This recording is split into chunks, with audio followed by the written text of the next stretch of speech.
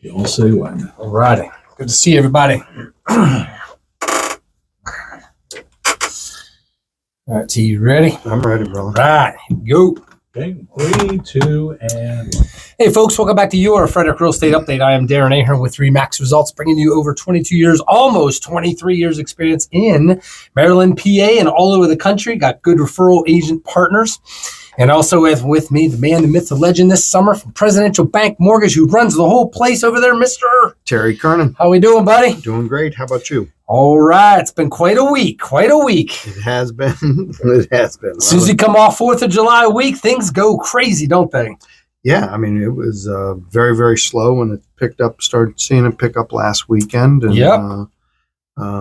you know, and a lot of conversations about rates, and we'll talk about that in a few minutes. But yeah, everything's good. All right. So thank you guys, all of our listeners, everybody that's tuning in here. If you could go back in the WFMD, drop down on your Frederick Real Estate Update, and you will catch the last 418 now almost programs. And last week, Terry, we were talking about seller greatest fears and things like that. And so I had a lot of good compliments, people saying, man, that was really good. And it exposed a lot of things and gave a lot of ideas. And they were like, man, you weren't kidding around. But shout out to all of our partners here. Obviously, Community Title Network, Brianne over there, Pew, and Spires Partners, which is part of that. I'm part of that group in that Community Title Network. So we're always here. All the information's at the end. And of course, Connie Phillips Insurance. She is awesome as always with insurance stuff. And the one and only Presidential Bank Mortgage, who does an amazing job with the big team over there to get all of your refinances and mortgage stuff done. So I just want to thank you guys. All 50 states. Yep, and Terry's the one who always says they lend in all 50 Mark states. Wharton always says, and we lend in all 50 states. And they do, and that's important because not everybody does. Yes, that makes a big difference for us. I mean, I done loans in probably 25 different states. So I've done them all over. Well, the day I move to Hawaii, Terry, you're going to do my loan for out there. How's that? I can do it. I can do it. Can't wait to move to Hawaii one day, right?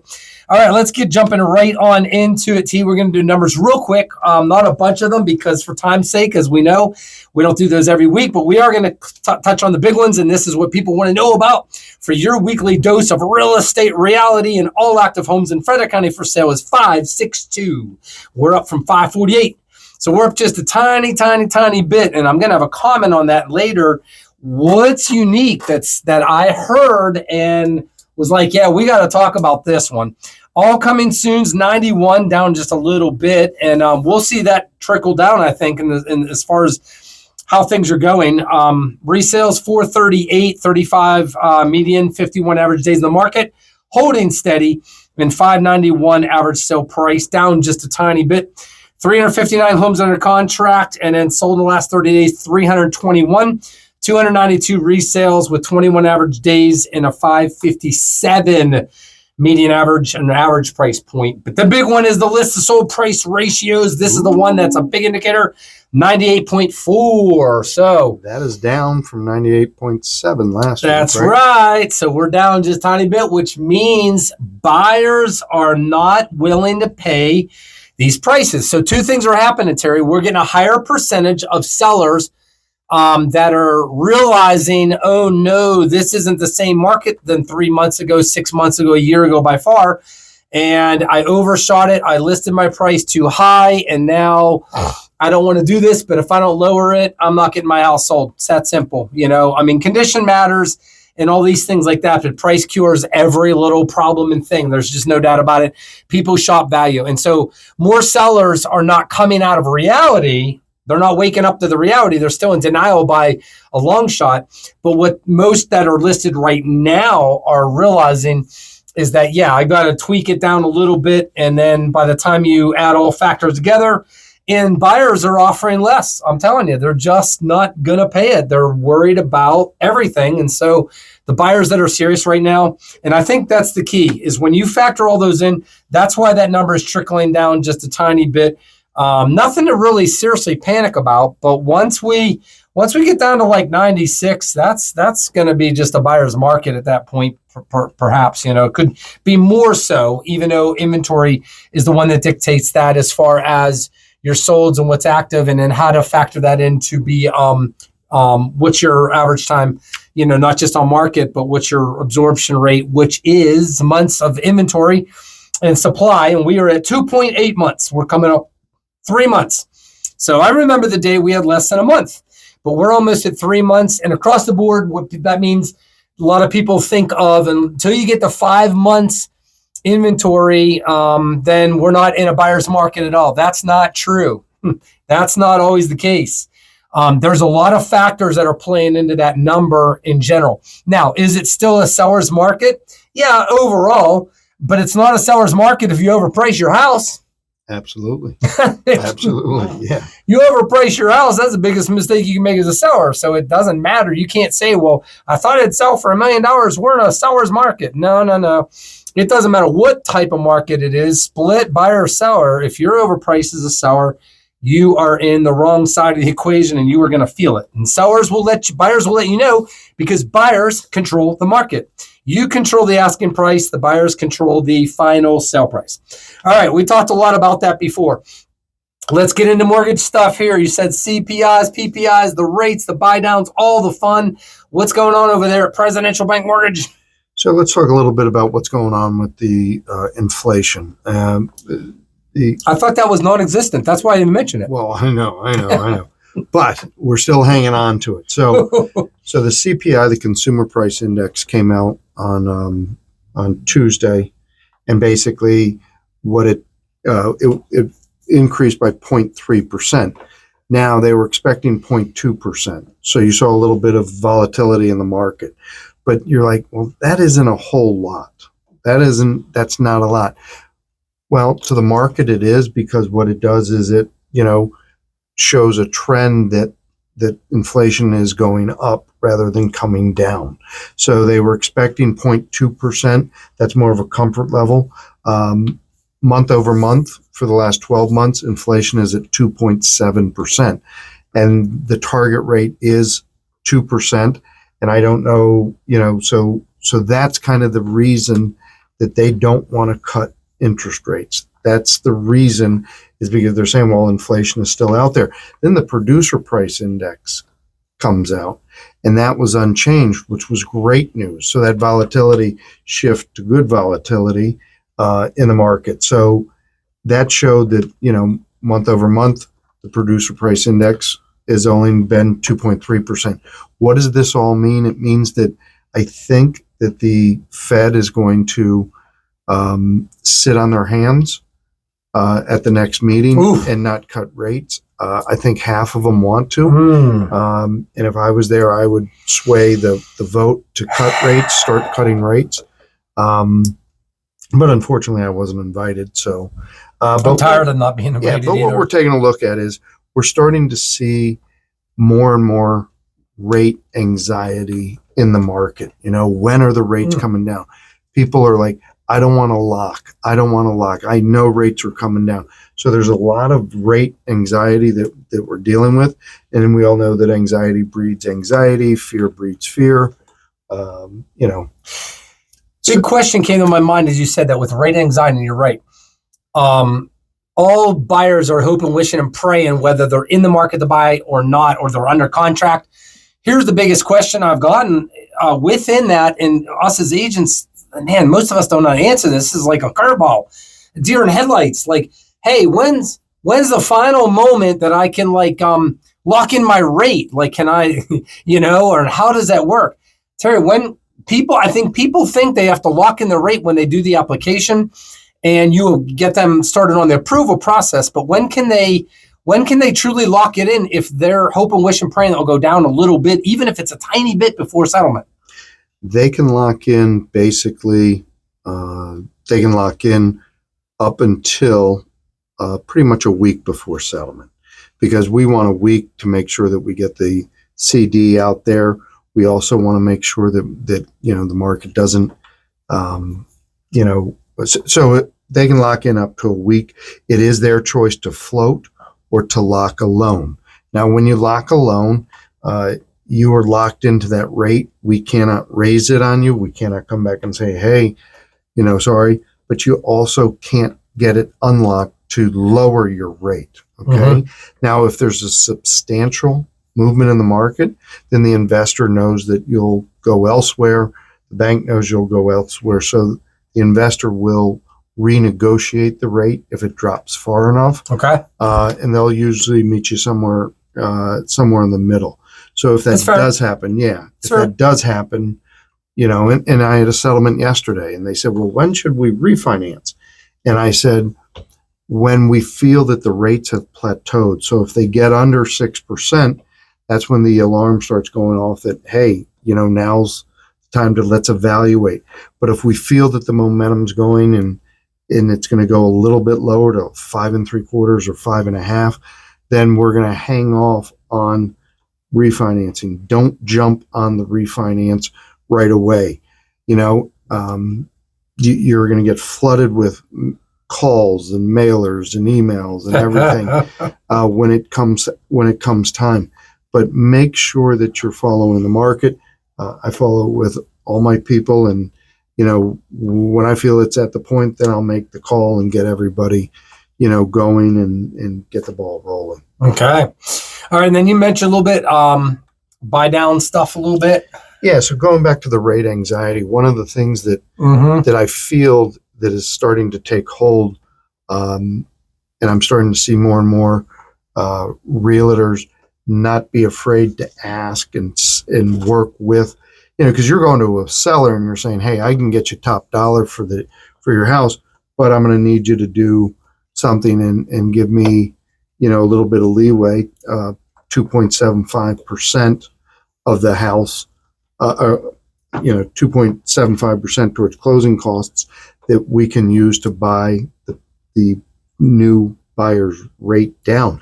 And when I say buy down, we're talking a 2-1 buy down, to where you will actually, if today's rate's 6.75, you will buy your first year down to 4.75, your second year to 5.75, and your third through 30 years, it'll be locked in at 6.75. The seller has to pay that up front. Yep. Realtors can pay it, but it can't come from the buyer.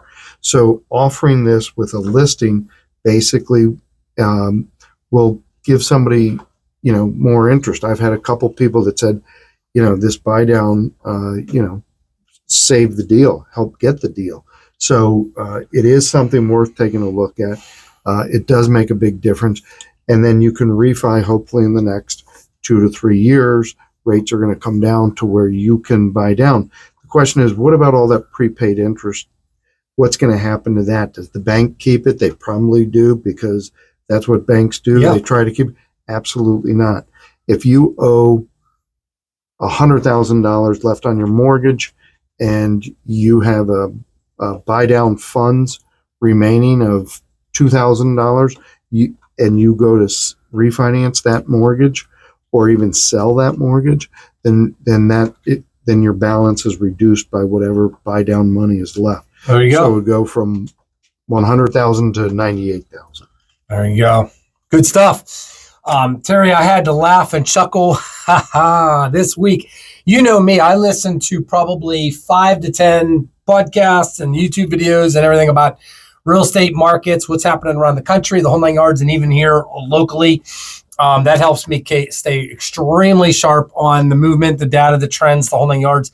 And of course, the funniest one I've seen in a very, very long time, I actually reposted on my Facebook page, and I've had some good interaction with it. There is an awesome agent, Christina Baker, and I met her in Miami at the Inman conference a couple months back here, 2-3 months ago. And she is just no filter. No filter. Okay. You know how those people out there have just no filter. They just say what comes to their mind. They're just boom. But it's clickbait. It's shock and awe. And sometimes it's just nice to get into reality. But she did a little clip that's one of my favorites so far. And it was all about rates. And she started yelling, screaming, going on her soapbox. Is that what she does a lot? But this one got into like, hey, Mr. President. Hey, Mr. Powell. You people need to wake up down there right now. She was talking about how we got to get rates, buyers, and she even dropped an F-bomb. And I was like, whoa, wait a second there. Hey, that might get censored out, right? And she was going crazy. It was funny. And it was like, hey, until we get rates at 5.99, not 6, not 6.01, until interest rates for mortgages are in the fives, even if it's 5.99, that's when we're going to see a ton of buyers come out. But while it's still in the sixes, it's not so much. And so it was really, really funny. So, and I had to agree with her. Terry, I have to agree. I've been thinking and interviewing buyers and others and that. And what's crazy is this, Terry. You and I both know right now, if we're at 6 3/4, and then if it's 5.99, 0.75% is not like night and day in a payment. It's not like when most buyers see the difference, they're like, oh, I thought it was going to be a heck of a lot more savings than that. It's not night and day like that, right? In the big picture of how much expenses things are. But what she was talking about, which I appreciate, is it's like when you were a kid. When you were a little kid and you saw a candy bar and it was $1.09 at the store, right? At Sheetz or wherever, a grocery store. But if it was 99 cents, you were like, oh, I'm buying them all, man. It's under $1. It's only a 10-cent difference. But it's the mental thing. And that's what she was trying to say, which was done so well. It really was.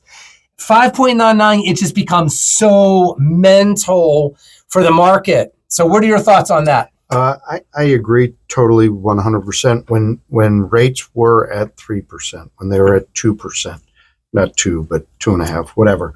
When rates got down to the lowest they've ever been, right? Basically, what I said was they can't raise rates too fast because there will be certain levels that 5.99, once you're 6.125, mentally you're going to shut down and say rates are too high. So I totally agree with that. What we saw was every time we passed a threshold, the demand was still there because people were saying, oh, well, it's going to come down and it's going to, I can refinance.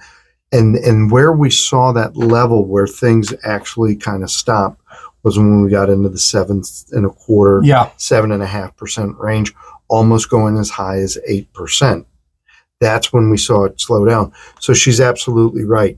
People are tired of figuring out payments and going, whoa, that's a lot. Now, anything to do with rates, and one thing you touched on there is the difference in a mortgage payment between 6% and 7% is a big difference. Okay. The difference when you're refinancing is if you go from 7 to 6%, and you're going to say, well, I thought it would be worth more. I thought there would be more to getting a percent lower. But when you look at it the other way and you say, well, the rates went from 6 to 7, you're like, wow, that's a huge difference. So it's kind of a reversal that when things are going better, you're like, well, there's got to be more to it. So yeah, absolutely. Going back 100%. I'm seeing that rate anxiety that I talked about. And basically, I think that magic number is the 5.99. Yeah. And when people keep hearing that it could be the end of the year that we'll see it, I think that's going to slow our market down for the fall a little bit because, why does somebody want to buy something today that's going to be on sale tomorrow? Meaning, if rates are going to get down to 6% by Christmas or January, then, now's the time to do it. And that's the thing I get from a lot of buyers. What's it going to take? Like, what has to happen? And I'm like, guys, I'm not an economist. I'm not like, what has to happen is just start cutting the rates, just start lowering them, get the treasury. But there's so many factors involved, but it's definitely, we're on that edge of like, come on, just give something here. Hey, Terry, I'll pay more taxes if we can just get it to 5.99. Like, help a friend. Let's go. Well, it's the inflation. And that's what they're worried about. And it's not out of control. We're not even close to being out of control. And it's not, I don't think, you drop it in my stuff here. Give me your thoughts and comments. I don't think inflation's going to go much greater and higher and crazier if rates get below 6, will they? Well, for years and years and years and years, the target rate for inflation is 2% or less. And I don't know if they're going to have to move off of that because we have an incredibly strong jobs market. So to get rates lower, people would have to lose their jobs. Okay. Yeah. We're not seeing that like we thought. There's a little threat of it, but it's not happening ultimately. Yeah. And actually, like I talked about last week, the unemployment rate went down. Went down a little bit. So it's kind of everybody saying, well, it should be or it should be. They may have to reconsider what that target rate is.